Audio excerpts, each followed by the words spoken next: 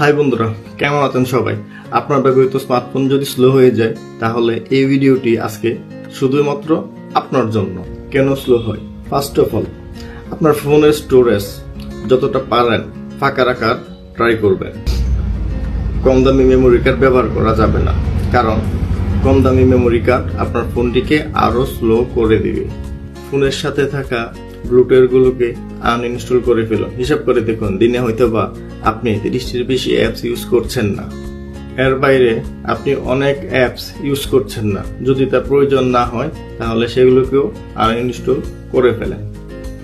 আপনি মাঝে মধ্যে আপনার ফোনের ক্যাশ মেমোরি ডিলিট করুন, কারণ ক্যাশ মেমোরির মধ্যে অনেক সময় অনেকদিন যাবত ফোন ইউজ করার কারণে অনেক কিছু জমা হয়ে থাকে।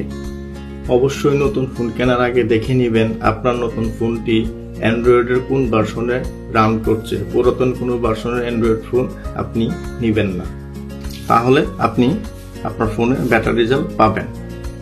এরপরও যদি আপনার ফোন স্লো কাজ করে তাহলে যেটা করতে হবে, আপনার ফোনকে ফ্যাক্টরি রিস্টার্ট দিতে হবে।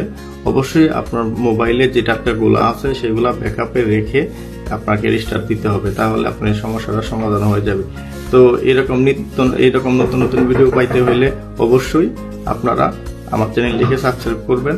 ধন্যবাদ সবাইকে।